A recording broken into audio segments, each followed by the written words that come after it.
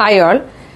In today's video, we are going to discuss the output characteristics of a transistor in common base configuration. കഴിഞ്ഞ ക്ലാസ്സിൽ നമ്മൾ discuss ചെയ്തത് input characteristics ആയിരുന്നു. ഈ ക്ലാസ്സിൽ നമ്മൾ ഡിസ്കസ് ചെയ്യുന്നത് സെയിം കോൺഫിഗറേഷൻ്റെ തന്നെ ഔട്ട്പുട്ട് ക്യാരക്ടറിസ്റ്റിക്സ് ആണ്. അപ്പോൾ ഞാനിവിടെ ഓൾറെഡി ട്രാൻസിസ്റ്ററിൻ്റെ സ്ട്രക്ചറിൽ ബയാസിങ് കൊടുത്തു വെച്ചിട്ടുണ്ട്. അപ്പോൾ ലെഫ്റ്റ് സൈഡ് ഫോർവേഡ് ബയാസിങ്ങും റൈറ്റ് സൈഡ് റിവേഴ്സ് ബയാസിങ്ങും ആണ്. അതുപോലെ തന്നെ നെയിമിങ്ങും കാര്യങ്ങളും എല്ലാം നമ്മൾ ഓൾറെഡി ഡിസ്കസ് ചെയ്തിട്ടുള്ളതാണ്. ഓക്കെ, അപ്പോൾ ഇനി ഔട്ട്പുട്ട് ക്യാരക്ടറിസ്റ്റിക്സ്. നമ്മൾ ഇൻപുട്ട് ക്യാര വരച്ചതുപോലെ തന്നെ ഔട്ട്പുട്ട് ക്യാര എപ്പോഴും നമ്മൾ പ്ലോട്ട് ചെയ്യേണ്ടത്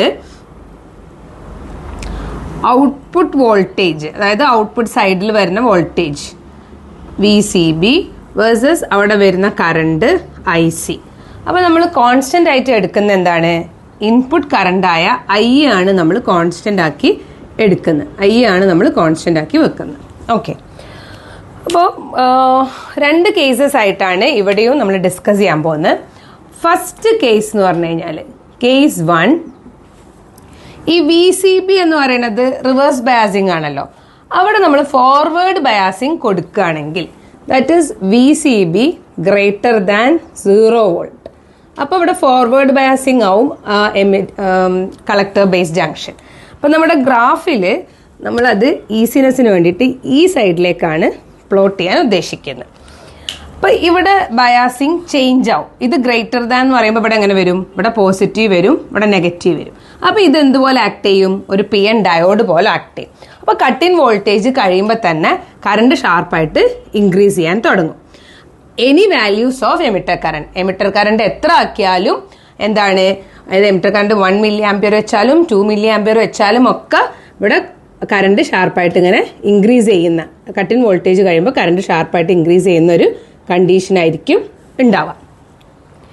ഇനി അപ്പോൾ അതാണ് VCB ഗ്രേറ്റർ ദാൻ 0 എന്ന് പറയുന്ന കണ്ടീഷൻ. ഈ ഒരു ഏരിയനെ നമ്മൾ സാച്ചുറേഷൻ റീജിയൻ എന്നാണ് പറയുക. Saturation region.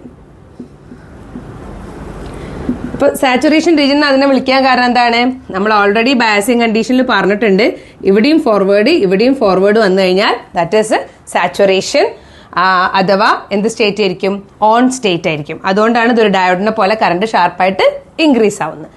ഇനി രണ്ടാമത്തെ കേസ് 2 വരുമ്പോൾ VCB ലെസ് ദാൻ 0 വോൾട്ട്, അതായത് നമുക്ക് ആവശ്യമുള്ള ആക്റ്റീവ് റീജിയനിലുള്ള വർക്കിംഗ് ഇവിടെ ഫോർവേഡും ഇവിടെ എന്തായിരിക്കും, റിവേഴ്സും ആയിരിക്കും രണ്ടാമത്തെ കേസിൽ വരുമ്പോൾ.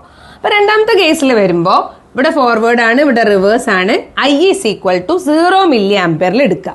ഇതിൽ തന്നെ first condition emitter current I is equal to 0 milli ampere.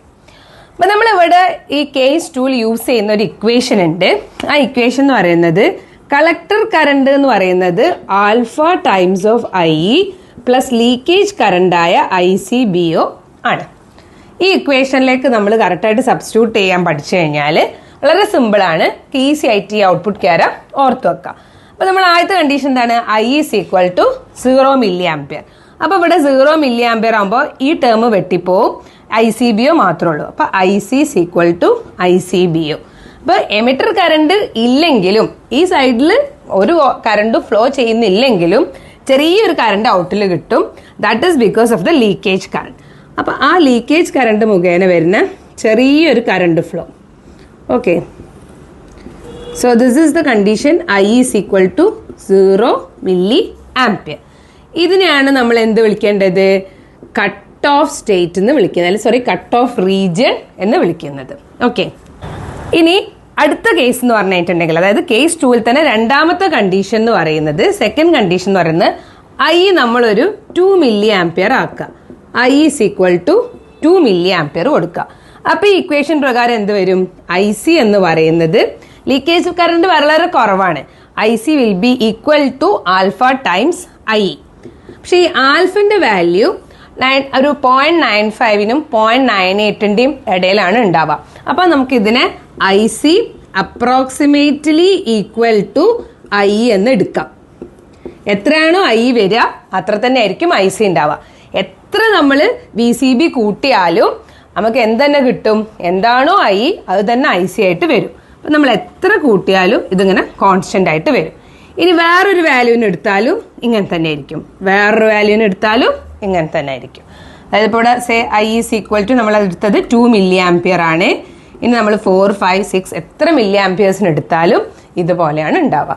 So this is the output characteristics of a transistor in common base configuration. നമ്മൾ രണ്ട് കേസസ് വെച്ചിട്ട് വളരെ ഈസി ആയി ഒരു സിമ്പിൾ ഇക്വേഷൻ വെച്ചിട്ടാണ് ഇത് നമ്മൾ എക്സാം പോയിന്റിൽ പഠിക്കേണ്ടത്. ഇനി ഇതിൽ മാർക്ക് ചെയ്യേണ്ട കാര്യങ്ങളുണ്ട്. This is saturation region, this is cut off, ഇതാണ് ആക്റ്റീവ് റീജിയൻ എന്ന് പറയുന്നത്.